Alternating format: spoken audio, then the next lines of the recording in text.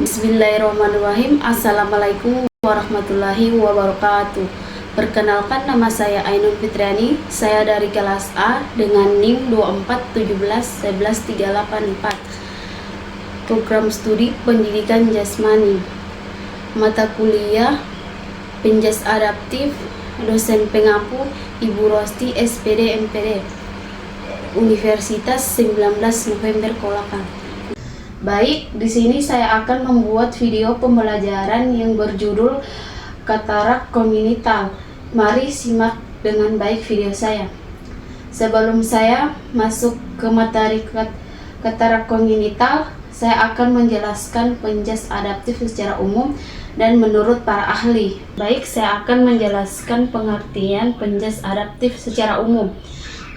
Pendidikan jasmani adaptif adalah program pendidikan jasmani yang dirancang secara khusus untuk peserta didik yang memiliki kebutuhan khusus atau keterbatasan fisik, mental maupun emosional agar mereka tetap dapat berpartisipasi aktif dalam kegiatan olahraga dan gerak tubuh sesuai kemampuannya.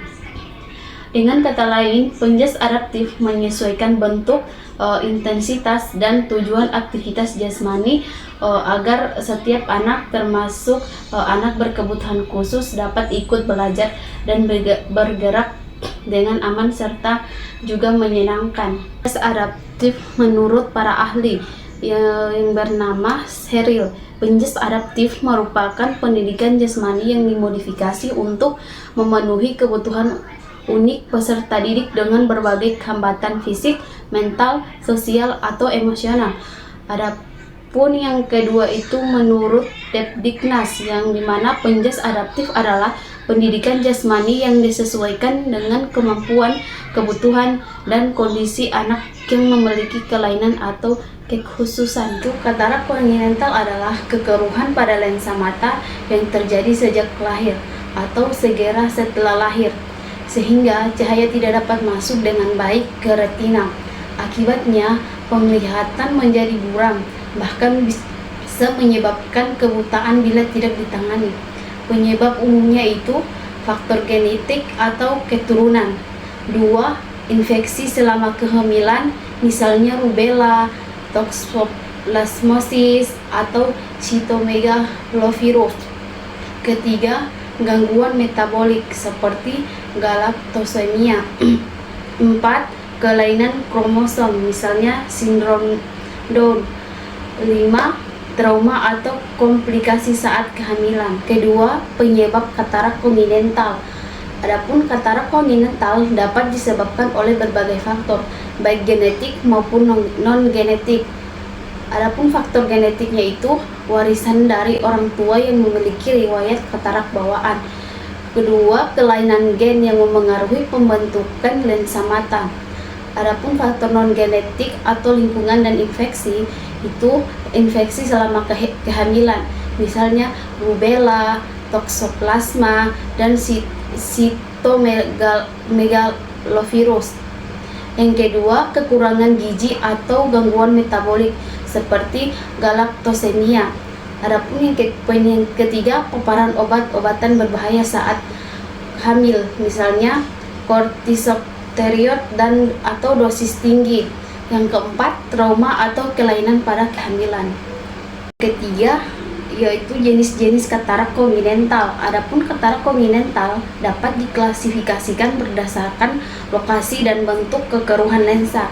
Yang jenis katarak letak kekeruhannya itu seperti katarak nuklear, di mana tengah lensa tampak putih di tengah pupil. Yang kedua, katarak kortikal, di mana pinggiran lensa kekeruhan seperti garis di tepi lensa. Yang ketiga itu katarak polar atau anterior posterior, di mana depan belakang lensa tampak bercak putih kecil di depan atau di belakang pupil. Yang keempat itu katarak total, yang dimana seluruh lensa tampak putih susu, kemudian penglihatannya itu sangat kabur atau buta. Baik, yang keempat itu ciri-ciri atau gejala katarak kongenital pada bayi. Yang pertama itu gerakan mata tidak terarah atau nystagmus. Yang kedua, anak kesulitan melihat benda dari jauh. Yang keempat itu respon terhadap cahaya menurun atau tidak fokus pada sumber cahaya tersebut. Yang kelima itu anak sering memiringkan kepala saat melihat. Yang keenam itu koordinasi mata dan tangan kurang baik. Yang terakhir, mata tampak juling atau tidak sejajar. Yang kelima itu karakteristik anak dengan katarak kongenital, yang dimana anak dengan katarak kongenital memiliki beberapa karakteristik khusus dalam aspek penglihatan. Itu yang pertama itu aspek penglihatan, yang dimana penglihatan kabur, sulit mengenali wajah dari jarak jauh, dan lebih sensitif terhadap cahaya terang atau fotofobia, yang dimana perlu waktu lebih lama untuk menyesuaikan atau fokus pada pandangan tersebut. Yang kedua itu aspek perilaku, yang dimana cenderung menggunakan sentuhan atau suara untuk mengenali benda, dan bisa tampak pasif atau kurang tanggap terhadap rangsangan visual tersebut, yang dimana memerlukan waktu lebih dalam merespon aktivitas visual. Yang ketiga itu aspek belajar, yang dimana lebih mudah memahami informasi melalui pendengaran atau perabaan, yang dimana sering membutuhkan bantuan guru atau pendamping dalam memahami materi visual tersebut, dan perlu pengulangan dan latihan multisensori dalam pembelajaran tersebut. Adapun yang keenam itu dampak katarak kongenital, yang dimana katarak kongenital dapat mempengaruhi berbagai aspek perkembangan anak, baik fisik, sosial dan emosional maupun akademik. Adapun dampak fisiknya itu penurunan tajam penglihatan hingga kebutaan, yang dimana gangguan koordinasi motorik karena kesulitan memperkirakan jarak atau hambatan orientasi dalam mobilitas lingkungan. Yang kedua itu dampak sosial dan emosional, yang dimana dia merasa minder atau kurang percaya diri akibat keterbatasan penglihatan, yang dimana ketergantungan pada orang lain dalam aktivitas sehari-hari, seperti hambatan dalam berinteraksi dan bermain dengan teman sebayanya. Adapun yang ketiga itu dampak akademik, yang dimana kesulitan membaca, menulis, dan mengenal warna atau bentuk, ketertinggalan dalam pelajaran yang bersifat visual, seperti kesulitan mengikuti pembelajaran yang menggunakan media gambar. Yang ketujuh, alat bantu untuk anak dengan katarak kongenital, yaitu untuk mendukung aktivitas dan pembelajaran anak dengan katarak kongenital. Dapat membantu dapat digunakan alat bantu optik dan non-optik, yang seperti jenis alat bantunya itu contohnya kacamata plus atau lensa korektif, dan membantu memfokuskan cahaya ke retina, atau lensa intraokular atau oil. Kacamata plus, loop atau kaca pembesar, membantu membaca dan melihat benda kecil, dan loop genggam seperti lampu belajar dengan intensitas cahaya baik dan menambah pencahayaan agar penglihatan lebih jelas. Yang kedelapan itu model pembelajaran untuk anak dengan katarak kongenital, seperti pembelajaran bagi anak dengan gangguan penglihatan seperti katarak kongenital, yaitu perlu disesuaikan agar anak dapat belajar secara optimal. Adapun model pembelajarannya itu seperti pembelajaran individual, yang dimana program pembelajaran dirancang sesuai kemampuan dengan kebutuhan visual anak tersebut, yang dimana tujuan belajar dan evaluasinya disesuaikan secara personal. Adapun yang kedua itu model pembelajaran inklusif, yang dimana anak belajar di sekolah reguler dengan penyesuaian lingkungan dan alat bantu, yang dimana guru kelas bekerja sama dengan guru pendamping khusus. Adapun yang ketiga itu model pembelajaran multisensori, yang melibatkan berbagai indera seperti pendengaran, perabaan, dan gerak.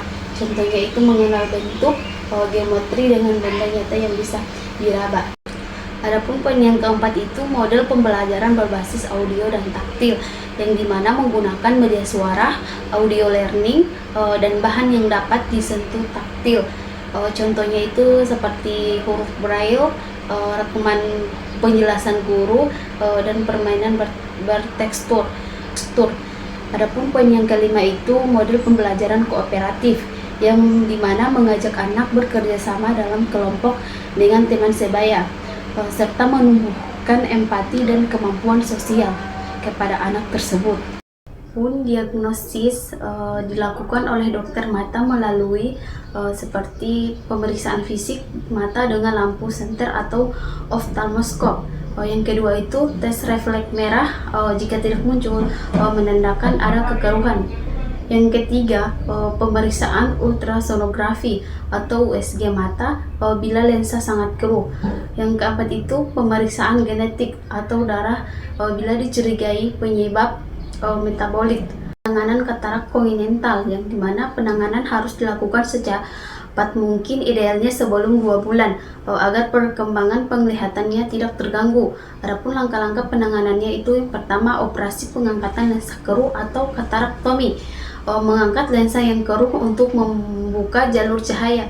Yang kedua, pemasangan lensa buatan atau intraocular lens atau IOL, yang dimana yaitu kacamata khusus. Yang ketiga yaitu terapi penglihatan visual secara rehabilitation, yaitu dimana melatih otak agar kembali mengenali rangsangan visual. Yang keempat itu kontrol rutin untuk memantau perkembangan penglihatan. Yang poin yang ke-8 itu pencegahan katarak kongenital, yang dimana meskipun tidak semua kasus bisa dicegah, beberapa langkah berikut dapat mengurangi risiko. Yang pertama itu vaksinasi rubella sebelum hamil. Yang kedua, menjaga kesehatan ibu hamil termasuk asupan gizi dan vitamin. Yang ketiga, hindari paparan obat yang berbahaya atau zat kimia selama kehamilan. Yang keempat, periksa kehamilan secara rutin agar infeksi atau gangguan metabolik terdeteksi dini. Baik, adapun bentuk dan strategi komunikasi anak terhadap katarak kongenital adalah yang dimana seperti komunikasi verbal atau lisan, yang dimana komunikasi menggunakan kata-kata, suara, dan intonasi, di mana anak dengan katarak kongenital memiliki keterbatasan dalam melihat ekspresi wajah, maka suara dan penjelasan verbal menjadi sangat penting. Contoh penerapannya itu gunakan nada suara lembut dan jelas, kemudian panggil nama anak tersebut sebelum berbicara agar anak tahu bahwa pesan ditunjukkan kepadanya, dan jelaskan secara verbal setiap kegiatan atau perubahan situasi. Misalnya sekarang kita akan pindah ke ruangan olahraga, dan ulangi atau perjelas instruksi dengan kata sederhana dan kalimat singkat.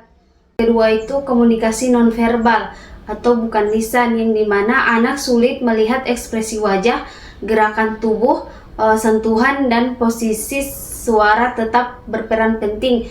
Adapun contoh penerapannya itu gunakan sentuhan ringan di bahu anak atau tangan untuk menarik perhatian anak dengan izin dan cara yang sopan. Yang kedua itu berdiri di dekat anak dan di arah sumber suaranya agar mudah dikenali, dan pastikan lingkungan tidak terlalu bising supaya anak bisa fokus pada suara pembicara. Dan gunakan benda nyata atau model 3 dimensi untuk memperjelas penjelasan yang biasanya bersifat visual. Yang ketiga itu komunikasi visual terbatas, yang dimana anak dengan sisa penglihatannya masih bisa digunakan media visual dengan penyesuaian tertentu. Adapun contoh penerapannya itu seperti gunakan gambar atau tulisan berukuran besar dan kontras tinggi, misalnya hitam putih atau tegas, yang dimana yang kedua itu gunakan papan tulis gelap dengan kapur putih atau media digital dengan cahaya yang cukup. Kemudian yang ketiga itu hindari pantulan cahaya atau cahaya redup yang bisa mengganggu penglihatan anak tersebut. Adapun poin yang keempat itu komunikasi empatik dan sportif.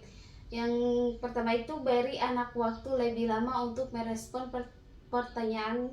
Kemudian yang kedua, jangan terburu-buru atau memotong pembicaraannya. Yang poin yang ketiga itu pujian atau dorongan positif untuk meningkatkan rasa percaya diri kepada anak tersebut. Dan jangan menunjukkan rasa kasihan berlebihan, tetapi perlakukan dengan wajar dan hormat. Pun bagian A itu aspek fisik dan motorik yang dampaknya itu seperti pertama, anak mengalami hambatan dalam koordinasi mata dan tangan, yaitu motorik halus, misalnya saat menulis atau mengambil benda kecil. Kemudian yang kedua, gerakan motorik kasar seperti berjalan, berlari, atau menaiki tangga bisa terlambat karena anak kesulitan memperkirakan jarak dan arah. Kemudian yang ketiga, kadang anak terlihat ragu-ragu bergerak karena takut menabrak atau jatuh. Kemudian dukungan yang dibutuhkan itu latihan orientasi dan mobilitas untuk mengenali lingkungan sekitar. Penggunaan alat bantu visual atau taktil, misalnya tongkat, orientasi, atau pemandu jalan. Yang kedua, pembelajaran melalui pengalaman langsung dan sentuhan agar anak lebih percaya diri dalam bergerak. Yang kedua itu aspek bahasa dan komunikasi. Adapun dampaknya itu karena keterbatasan visual, anak tidak dapat meniru ekspresi wajah atau gerak bibir orang lain yang biasanya membantu dalam perkembangan bahasa, di mana anak mungkin lambat berbicara atau kesulitan memahami makna yang berhubungan dengan bentuk atau warna. Kurangnya tanggap terhadap isyarat non-verbal seperti gerakan tangan atau ekspresi. Adapun dukungan yang dibutuhkannya itu seperti guru dan orang tua harus lebih sering berkomunikasi secara verbal dan jelas. Kemudian yang kedua itu nada suara, intonasi dan penjelasan yang konkret, dan latihan mengenal kosakata melalui sentuhan, suara, dan pengalaman nyatanya. Adapun yang ketiga itu aspek sosial dan emosional. Dampaknya anak cenderung menarik diri atau pemalu karena merasa berbeda dari teman-temannya. Dapat mengalami rasa rendah diri, cemas, atau takut gagal, akan kurang mampu membaca ekspresi wajah atau bahasa tubuh orang lain, sehingga bisa terjadi kesalahpahaman dalam pergaulan. Adapun dukungan yang dibutuhkannya itu yang pertama, ciptakan lingkungan yang inklusif dan sportif di sekolah dan di rumah. Yang kedua, dorongan anak untuk berinteraksi dengan teman sebaya melalui kegiatan kelompok sederhana. Yang ketiga, beri pujian dan dorongan positif untuk membangun kepercayaan diri mereka. Yang keempat, guru harus menjadi model empati dan kesabaran, serta melatih teman-teman agar menghargai perbedaan. Yang keempat itu aspek kognitif atau intelektual, yang mana dampaknya itu anak bukan berarti kurang cerdas, tetapi cara belajar mereka berbeda-beda karena tidak bisa memanfaatkan penglihatan secara maksimal. Kemudian kesulitan dalam memahami konsep visual seperti bentuk, ukuran, dan jarak. Lebih lambat dalam menerima informasi berbasis gambar, grafik, atau tulisan kecil. Dukungan yang dibutuhkan yaitu gunakan media pembelajaran multisensori, audio, taktil, atau praktik langsung. Jelaskan konsep secara verbal dan konkret, yang dimana berikan waktu lebih lama untuk memahami pelajaran, dan arahkan anak menggunakan alat bantu seperti buku huruf besar, alat pembesar, atau media suara. Yang kelima, aspek kemandirian dan kepribadian anak. Adapun dampaknya itu anak dengan gangguan penglihatan sering bergantung pada orang lain dalam aktivitas sehari-hari. Kedua, dapat merasa tidak mampu atau takut mencoba hal baru.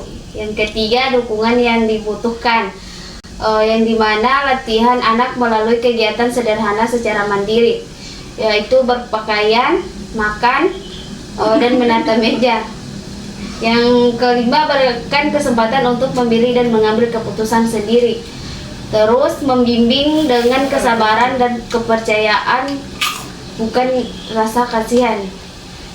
Adapun yang ketiga, tujuan pengembangan aspek-aspek, yang dimana pendidikan dan pendampingan bagi anak dengan katarak kongenital bertujuan untuk seperti meningkatkan kemampuan visual yang tersisa. Kemudian yang kedua, mendukung perkembangan menyeluruh seperti fisik, sosial, emosional, bahasa, dan kognitif. Yaitu praktik di sekolah. Yang pertama, guru memberikan pembelajaran melalui benda nyata. Contohnya itu belajar bentuk dengan memegang benda langsung. Yang kedua, menggunakan alat bantu audio dan visual kontras tinggi. Yang ketiga, mengatur posisi duduk di depan kelas dan pencahayaan yang optimal. Dan mendorong teman sebaya untuk mendampingi dan membantu dengan sopan.